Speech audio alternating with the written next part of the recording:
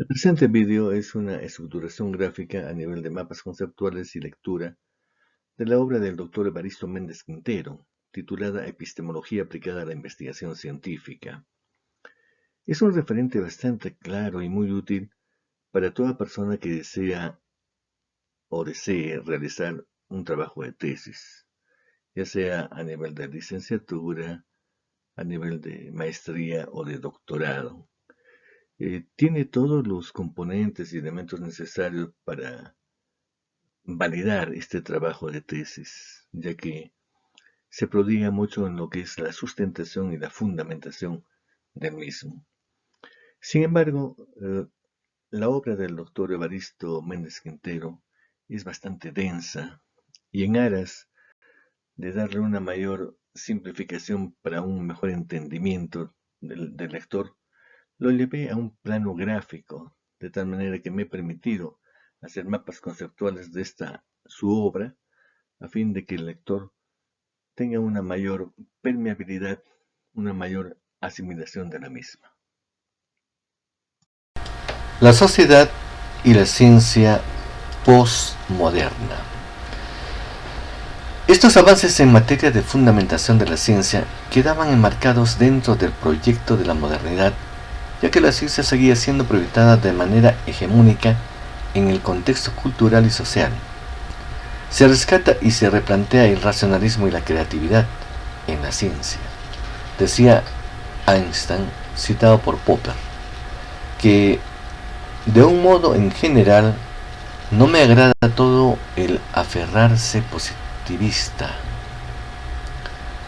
a lo observable que ahora está de moda. Pienso que no se puede fabricar la teoría a partir de los resultados de la observación, sino solo inventarla. Esta posición de Einstein marca una síntesis entre el racionalismo y la creatividad como elemento dinámico en la producción del conocimiento. Es una posición que podemos denominarla constructivista.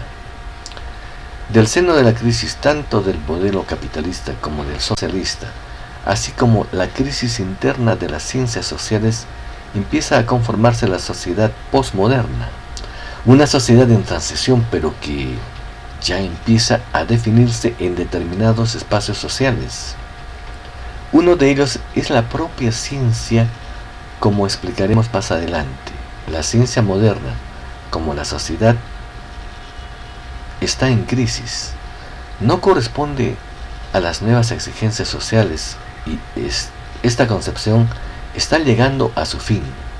En el campo de las ciencias humanas y sociales se inició una crítica al positivismo como paradigma oficial. Surgen las críticas de Nietzsche, de Bergson, de Freud, de Heidegger, de Horkheimer, de Adorno, de Marcuse y de Habermas, entre otros.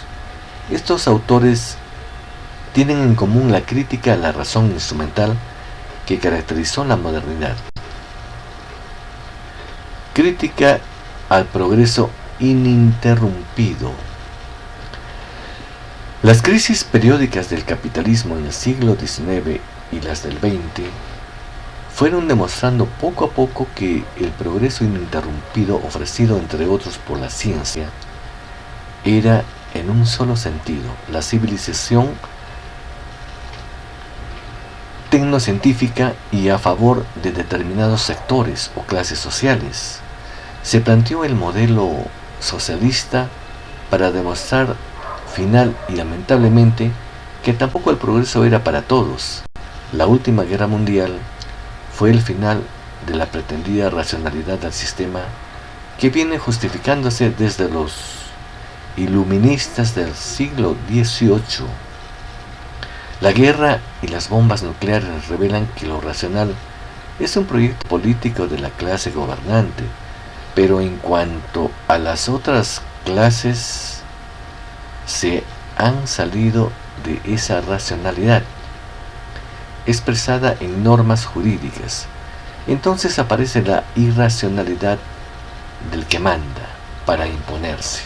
En ese sentido, el viejo análisis de Max Weber en 1975 sigue vigente al establecer la distinción entre dominación y poder. Es decir, que el orden social se impone a través del poder, de la imposición de un sector hacia otro sector, hasta que finalmente obedezca, si es posible con la fuerza. Pero tener el orden mundial fue tentador para las élites gobernantes, hasta el punto que llegaron a enfrentarse para tenerlo en absoluto. La Primera y Segunda Guerra Mundial son demostraciones de ese enfrentamiento, el cual terminó con la muerte de millones de habitantes y con la hegemonía de Estados Unidos y sus aliados, es decir, de un solo poder en el planeta Tierra. Einstein, el científico más notable del siglo XX, junto con otros eminentes científicos, no pudieron detener que se usara la bomba tal como se efectuó, ni con su prestigio, ni su moral, ni sus conocimientos. No podía haber más que un orden, más que un control. Tanto los alemanes como los rusos pretendían un solo imperio. Por sí sola la ciencia tiene pocos efectos sociales. Todo depende de la visión que las élites políticas tengan. Lo cierto es que la promesa de desarrollar una ciencia a favor del progreso, a favor del hombre, solo se ha cumplido en parte. Solo ha generado para una minoría de la población el bienestar y el progreso. Quedan muchos excluidos. Se impone en esta coyuntura una reflexión y una reestructuración del papel de la ciencia de modo que favorezca al hombre como ser integral. En el proceso evolutivo transformativo de la sociedad mundial, la ciencia pasa a ser un instrumento de poder. La verdad que profesa para ser circunstancial. Esto es un proceso histórico objetivo que en este momento no estamos juzgando, pero llegará el día precisamente en que ese proceso, la ciencia sea un instrumento de calidad de vida para todos y donde el poder no sea antagónico con ella. El rescate del hombre como centro de la vida, planteado en el Renacimiento como humanismo, se perdió. El hombre como humano desapareció de la historia, pasando a ser pieza de una maquinaria social.